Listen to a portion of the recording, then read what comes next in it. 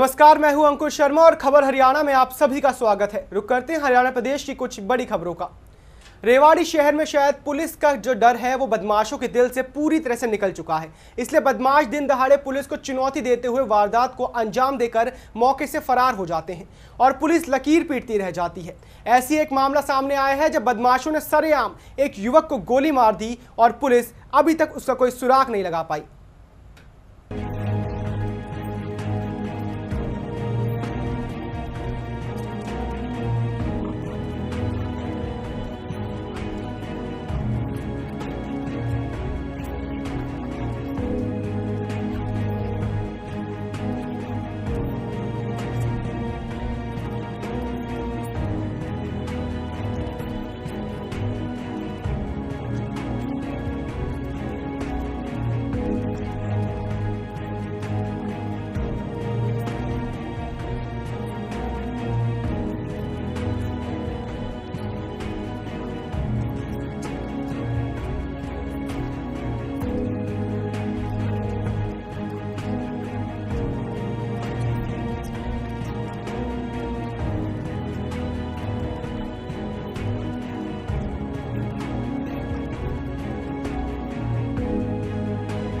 पैसे पे क्या सुनी थी जी। 5-4 यहाँ खड़े, 5-4 वहाँ थे। एक दो ऊपर ही बैठे थे, बीड़ी वीड़ी पी रहे थे। वो कहता 20,000 पहले मैंने लेने, घनी देर तक बात हो रही थी उनकी, आधे घंटे तक। मैं छतरी में लेट रहा था, सुन रहा था। मन का इनकी हो रही है, होने दे। रोज दिन आते हैं, कभी 5-4 रोज दिन आते हैं, कभी कुछ पैसे पे तो रोज आते थे ये तो आज ही आए। वैसे घूमने आते थे जी, रोज इकट्ठे आज ही आए। उन्होंने बात होती रही। फिर आपस में जोर जोर से बोलने लगे। कन्नू वहाँ चले गए। आवाज़ से एक बार जरूर आई पटाखे की। तो पटाखे की जो आवाज़ आते फिर वो मैं फिर हो गया नीचे नाड़ से मेरी। तो ऊपर से भाग का है ना, तो वो खून सा ही बस नज़र आया। तो इधर से भाग के फिर उधर जाने लगा, तो दो उधर से पकड़ने लगे और दोबारा भी उसको झपटा। अब पता नहीं बोतल थी या कोई दीवार या कोई प्लास्टिक था या नाम जाने होता भी। हाँ, देखा जरूर खून इस पर काफ़ी बिगड़ गया। तो उसके बाद वे सारे लोग कहाँ चले गए? सारे लोग भाग गए। और उसका क्या हुआ जो जिसके लगाई थी? वो भी भाग गए। वो सबसे पहले भागा, उसके बाद में 2 भाग गए। उसके पीछे भागे? हाँ, उसके साथ थे। और कुरुक्षेत्र के सरकारी स्कूलों में 10वीं क्लास की छात्रा से पिता द्वारा छेड़छाड़ का उसके विरोध करने पर मारपीट करने का मामला सामने आया है। छात्रा ने इसकी शिकायत पुलिस को भी दी, लेकिन अभी तक इस पर कोई कार्रवाई नहीं हुई है।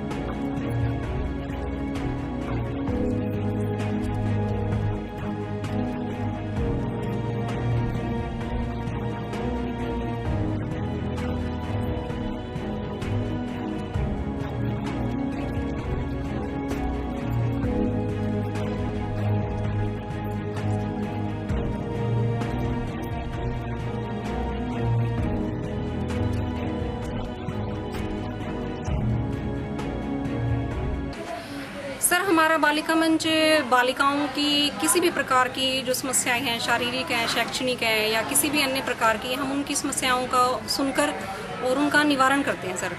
तो आज जैसे ही बालिका मंच की जो मीटिंग बुलाई गई थी उसमें उनको बुलाया गया, जिसमें सर ये सुनीता लड़की है जो, हाँ जी, जिसमें सर हमारे स्कूल की 10वीं क्लास की एक छात्रा है जिसने अपनी समस्या के बारे में बताया, और उसने सर ये भी बताया कि कई बार उसकी समस्याओं को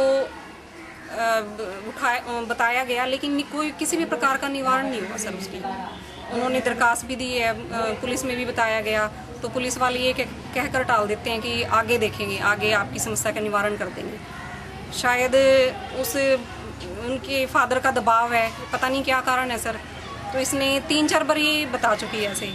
तो किस मेरे फादर हैं वो शारीरिक शोषण करते हैं, गलत जगह हाथ लगाते हैं कई बार, और मैं विरोध करती हूँ तो तब भी वो मानते नहीं है, और मेरी मदर की भी पिटाई करते हैं। नहीं सर, अभी हमने बातचीत की है, मीटिंग बुलाई है, सभी टीचर्स के साथ विचार विमर्श किया है। मेरे पापा है जो कभी छेड़खानी करते हैं जी, कभी पेट पे हाथ फेरते हैं तो कभी छाती पे जी। हमने कई बार दरख्वास्त भी दिया जी, कोई कार्रवाई नहीं होती जी। घर वालों को बताया हमने जी, उन्होंने दरख्वास्त दी, पुलिस वाले जी ऐसे भेज देते हैं, चलो आगे कोई कार्रवाई नहीं, आगे देखेंगे। फिर जी हमारे स्कूल में बालिका मंच चला हुआ है, तो हमने अपने फ्रेंड्स को बताया जी और टीचर्स को बताया। अब देखते हैं जी वो क्या करते हैं। और एक जी कल परसों की बात है जी। तो ये आपने अपनी मम्मी को बताया इस बात का, वो विरोध नहीं करते इस बात का? जी हमने अपनी मम्मी को बताया जी, दरख्वास्त भी दिया है, कोई कार्रवाई नहीं होती जी। ऐसे कहते हैं कोई बात नहीं जी, अगली बार देख लेंगे। पीटते हैं वो मम्मी को? हाँ जी, मम्मी को भी बहुत मारते हैं जी। 7वीं क्लास में थे, मम्मी के हाथ काट दिए थे जी एक बार चाकू के साथ जी, और जी बहुत मारते पीटते हैं। तो पीछे पता चला आपके फादर ने कोई आपकी मदर को दवाई वगैरह भी खवा दी थी? हाँ जी, शाम को रात को आए थे 10-11 बजे, मम्मी को दवाई खवा दी जी। हमने दरख्वास्त लिखवाई जी, तो जी वहाँ पुलिस वाले आए जी 5-6 दिन बाद घर पे, कहते चल कोई बात नहीं, साइन करवा, धक्के से साइन करवा के ले गए जी। कहते अगली बार क्या थर्डा बंद हो जाएगा, दोबारा आ जाना दरख्वास्त देने। मेरा पति जी कम से कम 10 साल हो गए जी शराब पी गई जी, मारपीट करा, बच्चों को भी मारा पीटा। लड़की है जी, लड़की ने भी गलत बोला। हमने जी कम से कम 3-4 बार दरख्वास्त दे दी जी, हमारी जी कोई सुनवाई नहीं हुई जी। हमने DSP के भी दरख्वास्त दे दिया, वहाँ भी दरख्वास्त देने लगे जी। फिर कहने लगे फिर जी मैं कहा जी, मगर जी इस तरह करके बात है जी, शराब पी कर मारा भी है, पीछे दिया, लड़की को भी गलत बोलता है जी, छेड़खानी भी कई बार करिया। कहने लगे भाई हम क्या खर्चा बंधवा सकते हैं, और भाई कोर्ट में जा, तेरा तलाक हो जाएगा, हम क्या कर सका, हम क्या तेरा खर्चा बंधवा सका। हमने दरख्वास्त दी जी, लड़की ने दरख्वास्त दी, लड़की पे तभी जी ज़बरदस्ती जब पुलिस वाले सैन लगे करवागा, अब ना कर दे रही। हमने कहा जी सैन ले जी, अपना फैसला नहीं करे, कुछ नहीं करे, ना आपने पकड़े हो। वो बोले जी फिर कोई बात नहीं, हम के भाई मर गए या थाने में आग लग गया, दोबारा फिर आ जी। हमने कहा भी जी हम दोबारा थाने में आते रहेंगे। मुझे दोबारा के बात होगी जी, ये फैसले पे कोई बात नहीं, आप कर दो सैन, भाई हम थाने में बैठे हैं, दोबारा आ जाएगा तो भाई दोबारा थाने में आ जी। तो क्या आपका घर वाला आपकी बिटिया से गलत हरकत भी करता है इसमें? हाँ जी, कई बार छेड़खानी करी है जी, मैंने कई बार रोका, मेरे साथ भी मार पिटाई करी है, मेरे साथ भी बहुत ज़्यादा करी है, मार पिटाई भी करी है। जब आप इसका विरोध करते हो? हाँ जी, मैंने कितनी बार रोका इसको। तो फिर आपको पता कैसे लगा भी आपके पति इसके साथ गलत हरकत करते हैं? ये जी 4-5 दिन की पहले की बात है जी। तो आपकी बिटिया ने बताया आपको? हाँ जी, बेटी ने भी बताया जी, खुद मेरे सामने जी। तो कहने लगे भाई रात को 12:30 बजे आई, शराब पी रहे, आकर खाट पर पड़ गई। कभी छोरी को इस तरह, लड़की को इस तरह खींचा गई, इस तरह। मैंने कहा अभी तो गलत है बागा, ये इस तरह क्यों कर रहा है, तो भाई मैं आवाज मारूंगी मोहल्ले पड़ोस में जो मैं उस और तो कुछ करे नहीं जी। मार पीटन लग गया माँ बेटियों ना, हमने जी नहीं मारे, कोई बस की बात हुई जी। हम पड़ोसियों को ज़्यादा दरवाज़ा खड़काया रात के 2:30 बजे। हमने जी जाकर फिर पड़ोसियों को बैठे, फिर पड़ोसियों ने भी कहा भाई हम सवेरी बात करेंगे और भाई तो जाए यहाँ से, उनका भी दरवाज़ा तोड़ दिया ना। हमने तो जी कल भी मैं दरखास्त देखा ही हूँ GSP का। तो आपने तक कोई भी कार्रवाई नहीं हो पाई? नहीं जी, कोई कार्रवाई नहीं हुई जी। चाहे तो समझा बुझा कभी सैन करवा ला, कभी गुंठा लगवा ला, कहते हैं कभी महीने 2 महीने की सजा हो जाएगी, फिर हो जाएगी, क्या करेगी अपने रिश्तेदार बुला। तो आपने बताया था जब आप इसका विरोध करते हो आपको उसने दवाई वगैरह भी खुआई थी मारने के लिए? हाँ जी, दवाई दे दी थी, मांगी तो सिर के दर्द की थी दवाई जी, मेरे तो नाज की गोली दे दी जी। तो उसकी आपने शिकायत दी थी कहीं? नहीं जी, ये मेरे ननद लेगी उठा के, उसने कहना कि भाई कभी हमने पकड़वा दे। मैंने कहा अभी भाई इस तरह करके मेरे को दवाई दी है, लेकिन नहीं जी, दाखिल भी नहीं करिए, 1 घंटा अस्पताल में रख के और दूसरे डॉक्टर के ले गए वहाँ, ना पुलिस को बुलाया, कुछ भी नहीं, हम कहते रहे। तो कोई कार्रवाई नहीं होता? नहीं जी, कोई कार्रवाई नहीं हुई। अब क्या चाहते हो आप? हम तो जी चाहे हम तो इंसाफ मिलना चाहिए जी, हमारा तो आज उस आदमी तो पेंडा छूटना चाहिए। हमने तो इतना डर है जी, रास्ते में भी चलता कुछ ना मार जाए या जानता ना मार जाए तो कोई यकीन नहीं है। मेरे साथ तो जी एक बार नहीं कहता, कितनी बार चांस हो रहा। मैं तो जी गोड़ा लाठी दे कभी दूसरे के कामों में फेंक आया था बांध का। जाखोली गांव के आंगनवाड़ी केंद्र का हाल ऐसा है मानो खंडर की इमारतें भी इससे ज्यादा ठीक लगे। ना तो बच्चों के खेलने के लिए खिलौने हैं, ना खाने का इंतजाम, कुर्सी मेजें टूटी पड़ी हैं, गंदा पानी केंद्र में है, लेकिन प्रशासन की आंखों तले ये कुछ नहीं दिख रहा और इसकी हालत बेहद जर्जर है।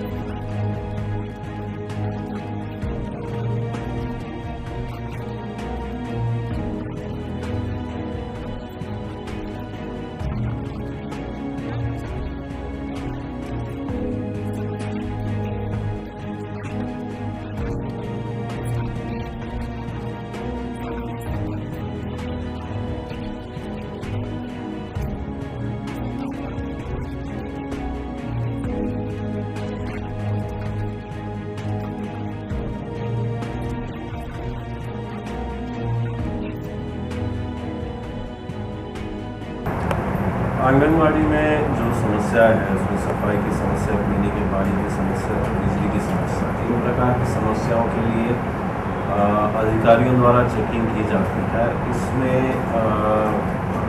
सभी आंगनवाड़ी वर्कर्स को दिशा निर्देश दिए हैं कि ये समस्या ना आए, जो उनके हाथ में है जिनको वो ठीक कर सकें। जहाँ तक बिजली की समस्या है, बिजली के बिल को लेकर कोई एक असमंजस स्थिति है, इसका बिल का भुगतान कौन करेगा, तो इसके बारे में भी क्लैरिफाई हम कर चुके हैं कि बिल का भुगतान जो है कंसर्न पंचायत द्वारा किया जाए।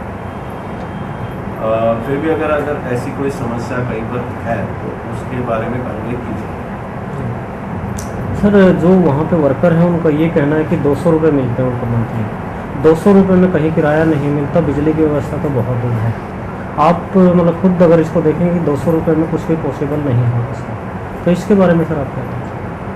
डेफिनेटली उनको बिजली का बिल तो उन्होंने भुगतान करना ही नहीं है, बाकी जो चीज़ें हैं सफाई वगैरह उन्होंने मेंटेन करनी है।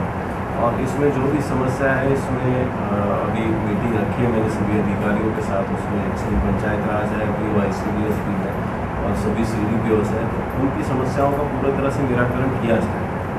सर, एक आंगनवाड़ी काफ़ी खस्ता हालत में है, कभी भी हादसा हो सकता है।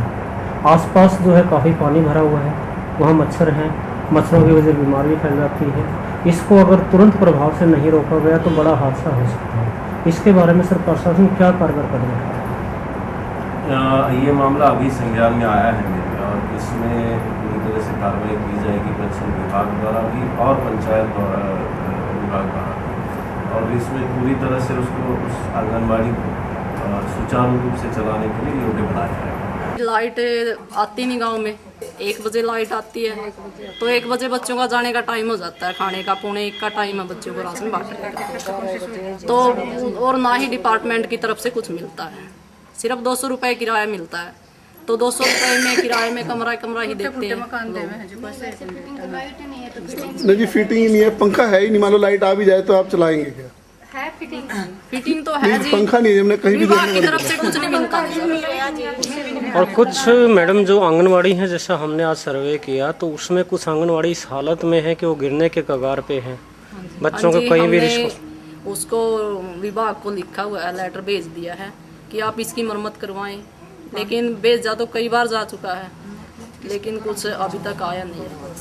एक आंगनवाड़ी सड़क के उस पार है, बाहर तालाब है, गंदा तालाब है, मच्छर पनप रहे, डेंगू फैल रहा है। उसको बंद करवाने के लिए और उसकी मरम्मत के लिए तो हमने 2-3 बार लिख के दे दिया, तो कोई कार्रवाई नहीं। सर जी, जो आंगनवाड़ियों की हालत ख़राब में इसमें बहुत से तत्व निहित हैं।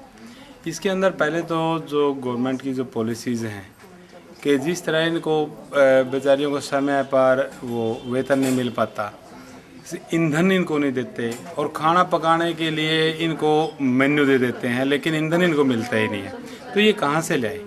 और समय से यदि पैसा नहीं मिलेगा तो वर्कर और जो हेल्पर है वो हताश होगा ही, और हताश होगा तो जो बच्चों का कुपोषण से बचाने के लिए जो अभियान चलाया गया उस पर विपरीत असर बैठा। मैं पीओ मैडम से भी मिला था और मैं डीसी साहब को भी एक बार दिया था कि अपने पूरे जो हमारा गांव जखौलिया हमने सर्वे किया था कि पूरे जखौलिया के अंदर 87% जो बच्चे हैं वो कुपोषण का शिकार हैं, और हमने कहा था कि जो क्वालिटी का जो राशन है यहाँ पर भेजा जाए और क्वालिटी का ही पकाया जाए। लेकिन हमने देखा कि राशन है इसमें किस 2 सप्लाईकर्ताओं का है कि जो राशन है वो राशन बहुत दूषित मिलता है, और जब दूषित राशन सप्लाई होगा तो अच्छा खाना नहीं मिल सकता। हमने बार बार पुकार की है लेकिन यहाँ पर कोई असर नहीं हो रहा है। इसके लिए जो सरकार है वो पॉलिसीज़ बना देती है। पॉलिसीज़ बहुत बढ़िया हैं, मैं मानता हूँ कि पॉलिसीज़ बढ़िया हैं, लेकिन पॉलिसीज़ का इम्प्लीमेंट्स है जो बीडीओ के लेवल पे है, बीडीओ के लेवल पे नहीं हो रहा है।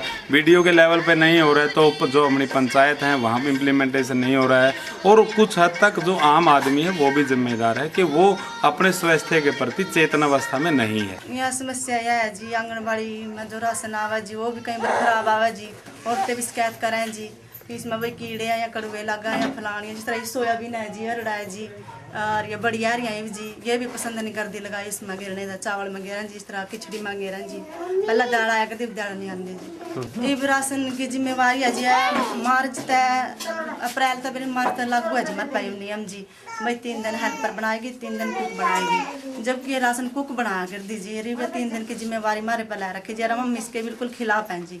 ना कोई पैसा है ना कुछ है जी, लकड़ी को सब अपने घर पे रह रहे हैं जी, ना कोई पेमेंट ढंग से टाइम पर मिल दिया जी, आज भी ना जी, किसी के जिस तरह 3500 मिला जी हम ना जी, किसी के 1200 है या किसी के 1500 है। जो यहाँ पे लाइट की दिक्कत है, पंखे नहीं है, इसके लिए कभी बोला आपने?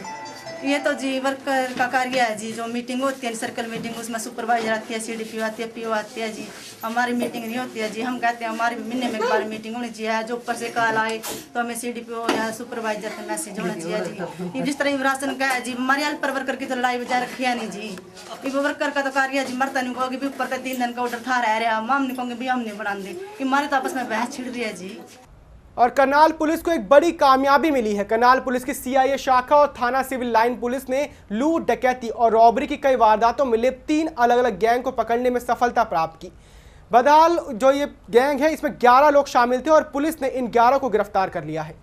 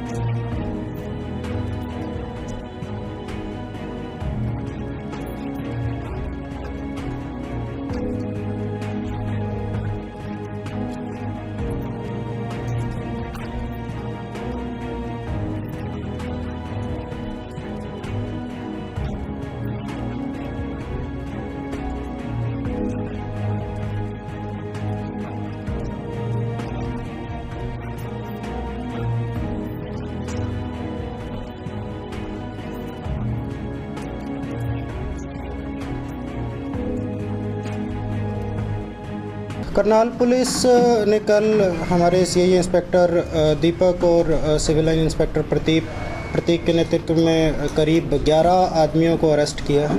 इनसे 6 वेपन और काफ़ी मात्रा में कारतूस भी बरामद हुए हैं।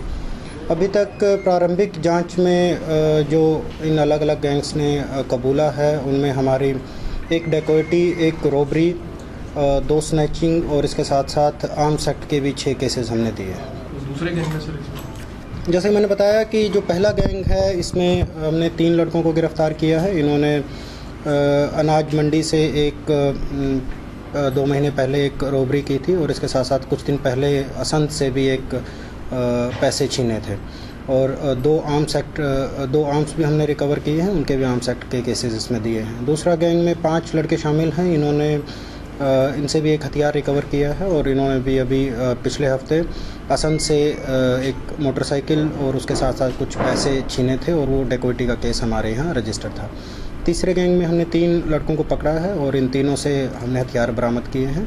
उनके इलीगल आर्म्स के हमने केसेस रजिस्टर किए हैं। अभी उनसे पूछताछ चल रही है कि और किस किस एक्टिविटीज़ या किस किस इंसिडेंट में वो इन्वॉल्व है। टोटल सर 11 लोग हैं और 6 हथियार भी हैं। हाँ, टोटल अभी ये 11 लोग गिरफ्तार हुए हैं। इनसे 6 हमारे कंट्री मेड वेपन्स और इसके साथ साथ जो इनकी कार्ट्रिजेस हैं वो भी काफ़ी रिकवर हुए। जुनाइल भी हैं इसमें 2 जुवेनाइल हैं जो आज हमने अरेस्ट किए और इनको जो जुवेनाइल जस्टिस बोर्ड है उनके सामने पेश किया। बाकी को भी रिमांड पे लिया जाएगा ताकि और वारदातें हैं? बिल्कुल, बाकी सभी को रिमांड पे लिया जाएगा। अभी प्रारंभिक पूछताछ ही हुई है और हमें लगता है कि आगे की पूछताछ में और भी केसेस सॉल्व होने की उम्मीद है, जिलों में भी मामले दर्ज हो रहे हैं क्योंकि कुछ आदमी बाहर के रहने वाले हैं और ये भी मुमकिन है कि इन्होंने आसपास के ज़िले और आसपास के स्टेट में भी इस तरीके की वारदात की हो।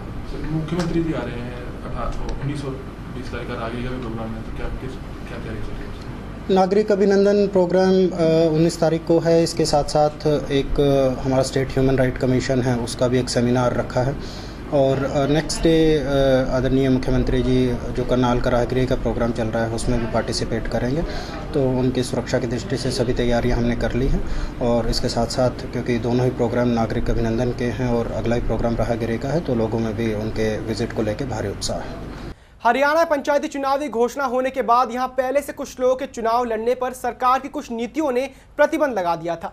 अब वही उम्मीदवारों के नॉमिनेशन में महज 5 दिन का समय देने के बाद चुनाव लड़ने की उम्मीदवारों की जो सरकार की कोशिश है वो ना कहीं ठंडी पड़ गई है।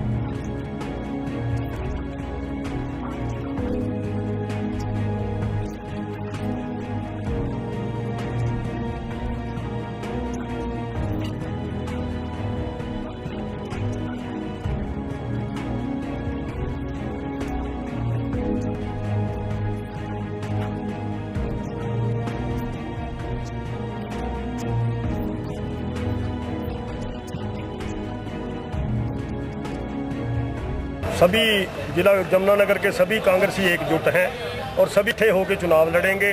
कुछ साथी यहाँ आपके सामने थे, कुछ दूसरी जगह मीटिंग कर रहे हैं, यहाँ लगभग 4-5 वार्डों के साथी थे तो उसके हमने आपको नाम भी बताए।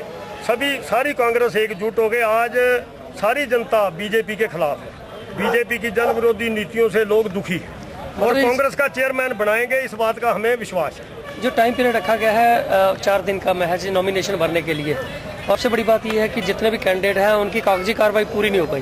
क्या मानते हैं आप, सही है? ये बगैर मतलब की फॉर्मेलिटी थोपी गई है।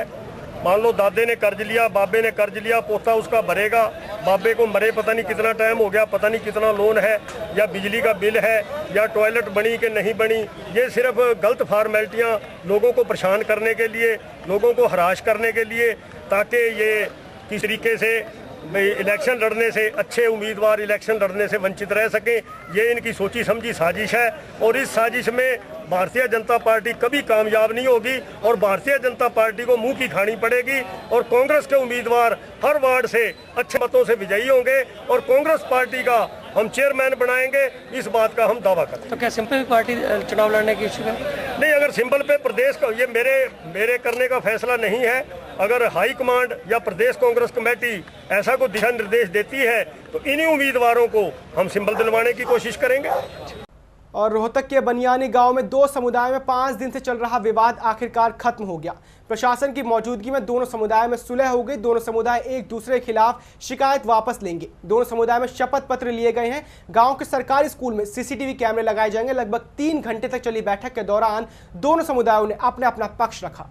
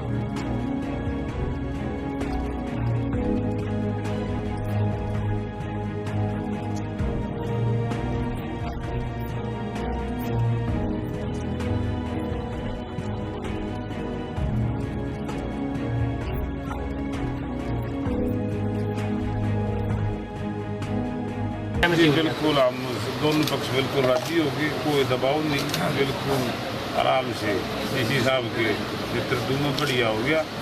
बहुत अच्छे। जिन लोगों को चोट लगी है वो कह रहे हैं कि हमारे पे अभी प्रेशर है, नहीं बाहर निकला महेंद्र गुस्से में निकला। नहीं बता पास किया सब लोग, ये मेरे अपने बच्चे हैं, मेरे अपने भाई, किसी प्रकार का कोई दबाव नहीं है। कोई दबाव नहीं। ठीक है जी। हमारे दो पक्षों में आपस में जो तनाव था वो आज खुशी से हमारा राजीनामा होगा।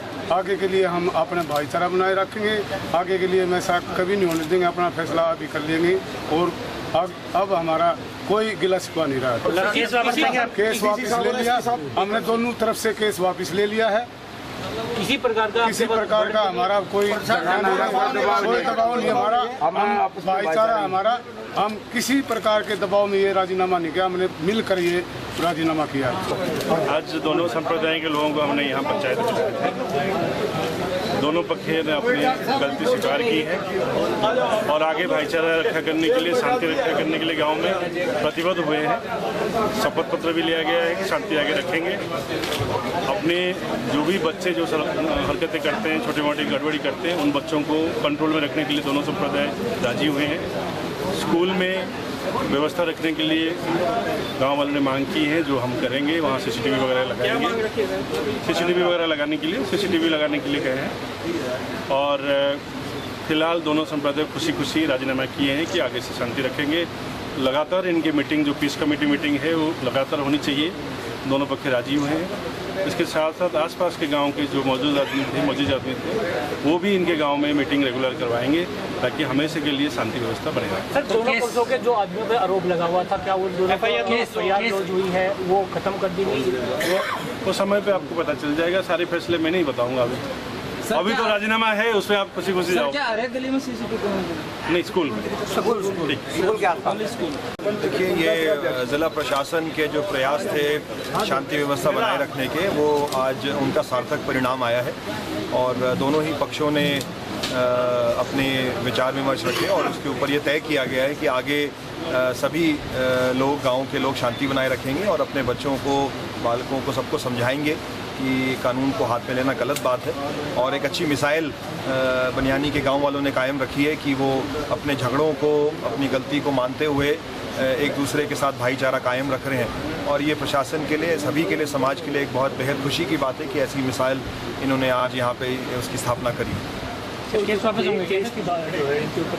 कि जो कानूनी प्रक्रिया है वो कानून के मुताबिक होगी। बाकी जो गांव वालों ने आज जो एक अच्छा कार्रवाई इन्होंने आपस में मिलजुल के करी है, तो वो भी हमें मदद करेगी। और आगे हम वॉच रखेंगे क्लोज गांव की गतिविधियों के ऊपर, और उसके मुताबिक आगे ये कार्रवाई हम इसमें रखेंगे।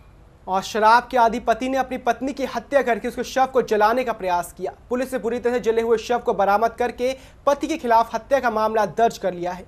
क्या है पूरी खबर, एक खास रिपोर्ट।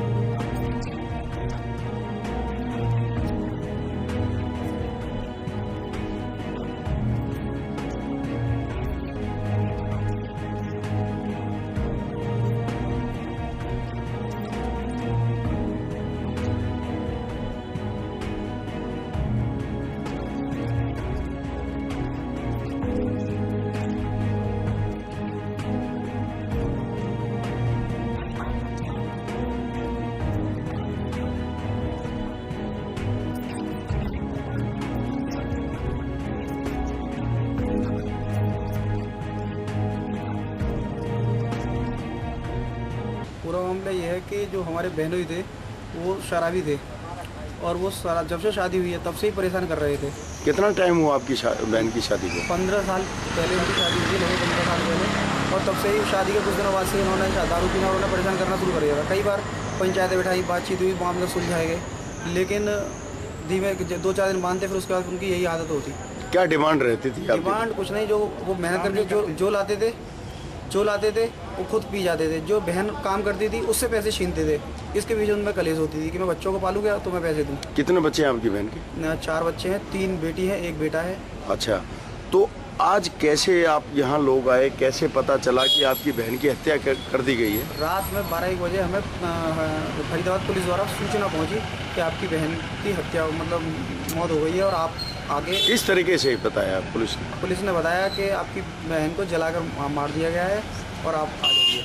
तो वहाँ आके देखा तो हमारी बहन की जली हुई हमें लाश मिली, और हमारी बहन को हवाला में बंद थी। नहीं, आप एक बात बताइए कि जहाँ वो संजय कॉलोनी में, आपने बताया कि संजय कॉलोनी में रहते हैं, आपने देखा 10 बाई 10 का रूम है, बच्चे भी उसमें हैं और बहन की डेड बॉडी भी वहाँ पड़ी हुई है। क्या लगता है कि किस वजह से आपकी बहन की हत्या की गई होगी? वही पैसे के पीछे जो लड़ाई चल रही थी उसी की वजह से, उनमें कहाँ से नहीं है, उसी वजह से उन्होंने मारा है और फिर जलाया। जो उनके बॉडी को देख के लग रहा है कि पहले कहीं मारा है फिर उसे जलाया गया है, क्योंकि जिस हिसाब से कमरे का हाल या हुलिया देख के महसूस हो रहा है कि उसने ना तो आत्महत्या करी है, ना जिंदा जलाया गया, उसे पहले मारा गया है और फिर जलाया गया है। अच्छा, एक बात और सामने आई है कि आपकी बहन खुद नौकरी करती है जी, और वो आपके जो बहनोई हैं वो नशे के आदी हैं, क्या कोई बात ऐसे सामने आई है कि आपकी बहन अपने बच्चों को पाल रही है और वो उसका विरोध करता हो? नहीं, इस तरह का विरोध नहीं, वो उन्हें पैसे चाहिए थे दारू पीने के लिए या इस तरह अपने जो है कि कमा के ला रही है, मुझे भी पैसे दो और अपना कर लाते उसे खर्च कर देते दारू में। एक और बात सामने आई है कि जैसे आपकी बड़ी बहन से हमारी बात हुई है, उनका कहना है कि जब ये इंसिडेंट आपकी बहन की हत्या की गई है, उन्होंने अपनी बड़ी बहन को फ़ोन पे बात बताई है। क्या बात बताई है वो बताइए। उन्होंने बताया कि ये इस समय फिर मैं मतलब वही लड़ाई 9 साढ़े 9 बजे करीब उनका फ़ोन आया कि वो लड़ाई दोबारा उन्होंने वही लड़ाई और कलेश शुरू कर दी है और वो कह रही थी कि दीदी मेरे पास आया। तो बड़ी दीदी ने कहा कि मैं सुबह आके मिलूँगी, मैं इस समय आगरा में किसी काम से आई हुई हूँ और जब तक सुबह नहीं हुई तो उससे पहले ये रात को उन्होंने। तो और कोई बात बताइए कि अगर मैं आप नहीं आओगे तो शायद मुझे ये मार देगा, इस तरीके की कोई बात? ये सारी दीदी को मालूम होगी, मुझे इस बात की जानकारी नहीं है। तो अब क्या चाहते हैं आप लोग? चाहते हैं उचित कार्रवाई और कड़ी से कड़ी सज़ा मिलनी चाहिए जिसने इस तरह का जुर्म किया है।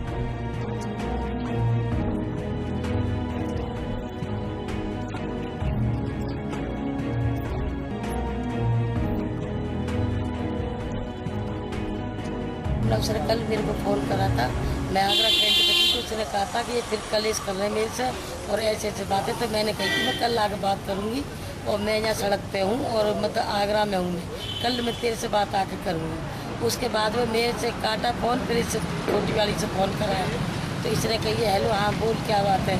तो इसने कही है हम तीनों बहन यहीं पे आगरा में, हम कल आके बात करेंगे। रात को हमें 12:30-1 बजे में ये पता चल जाता है, फोन जाता है हमारे पास कि तुम्हारी बहन और ऐसे ऐसे जल के मर गई है। सोन में फोन जाता तो फोन पे कुछ बताया कि मेरा पति मुझे परेशान कर रहा है। हमने उससे ये कह दी ना सर कि हम कल आके बात करेंगे, तो उसने फ़ोन काट दिया। उसने फ़ोन काट दिया। हाँ। आपसे कितना टाइम पहले बात हुई थी? मेरे से बंद हुआ, इससे बात हुई है। तो क्या लगता है कि किस तरीके से हत्या की गई है आपकी बहन की? हमें तो यही लगता है कि पहले इसको मारा, उसके बाद आग लगाई है इसमें। उसके बाद आग लगाई क्या? जब जलने वाला आदमी इधर उधर भागेगा, एक जगह थोड़ी नहीं पड़ा रहेगा। बेल लगा के सारे बच्चे भी सो रहे हैं, आदमी भी सो रहा, और उसमें आग कैसे लगी? उसमें आग लगने पे कोई चीज़ मेरे की लड़की ने जगाया है और कही है कि पापा मतलब जो इसमें मम्मी में आग लग रही है, मम्मी ने आग लगा ली है और तब मेरे को बाहर निकाला है। और वो कह रहे हैं कि मेरे को लड़की ने जगाया और के आग इतनी थी कि बुझाने के लायक नहीं थी। यानी कि इसका मतलब ये है कि जो कंट्रोवर्सी जो पैदा हो रही है, हाँ। क्या मानते हो कि आपके बहनों ने ही उसको मार के उसकी हत्या की गई है? हमारे को तो यही लग रहा कि उन्होंने मारा, उसके बाद उसने आग लगाई है। तो जैसे आपने बताया कि मरने से जब उसकी मौत हुई है, आपकी छोटी बहन की मौत हुई है, आपसे फोन पे भी बात की है? हाँ, उसने बताया मेरे को। बताया है। हाँ। तो क्या इससे पहले भी इतना टाइम हो चुका है? पहले भी 2-1 महीने पहले मैं और ये दोनों आए थे, तभी उन्होंने कलेश करा था, फिर मैंने समझाया था। उसके बाद जो फिर ये शांत रहे थे, फिर उसके बाद फिर अब ये कलेश हुआ। किस तरीके की परेशानी रही आपकी बहन को? परेशानी ये कमाते थे, इल्जाम लगाते थे जी, आरोप लगाते थे। आरोप लगाते थे ये। हमने इनको कहा कि अगर तुम आरोप लगाते हो, तुम कहते हो कि ये बात है वो बात है, तो इसको छोड़ दो, अपने बच्चों को ले जाओ, साथ में अपना कमाओ खाओ, जो है इसको छोड़ दो, तुम जो मर्जी करने दो इसको, अगर यही बात है तो और इसको भी हमने कहा था भाई पुलिस में तू इसकी FIR लिखा, इसको बंद करा दे या किसी से कह के 2-4 हाथ लगवा भी दे। क्या ऐसा कुछ बात थी कि जो आपकी बहन है, हाँ। और जो आपकी बहनोई है, हाँ। क्या बहनोई आपकी बहन के ऊपर शक करते थे क्या? हाँ, शक करते थे। क्या मतलब कि जैसे हाँ, यूँ कहते थे किसी से तू बात करती है, किसी के साथ जाती है आती है, और जबकि वो लखानी कंपनी है, उसमें वो काम करती थी, सुबह 9 बजे जाती थी, शाम को अपने घर आती थी, फ़ोन भी नहीं लेके जाती थी, उसके बाद फिर कहीं जाना नहीं होता था। जब आपसे लास्ट मौत से पहले हाँ। जो फ़ोन पे बात हुई, क्या बहन बोलते बोलते रोई थी क्या? नहीं, वहाँ मतलब गाड़ियों का शोर हो रहा था, हम रोड पे थे आगरा कैंट पे, तो उसने हमारे से बात कर रही थी, तो मैंने ये कही, मैंने कहा कल आके मैं तेरे से बात करूँगी, मेरी रोगी। कोई और डिमांड रही है आपके बहनों की इसके अलावा? नहीं। नहीं, ऐसे कुछ नहीं। मतलब कमाने धमाने के चक्कर में दोनों में टेंशन हो गई। अच्छा, वो काम नहीं करते थे, वो काम के लिए बोलती थी क्या और ये अपनी नशा करते थे या क्या करते थे वो? पीते थे। और इस खास बुलेटिन फिलहाल इतना ही।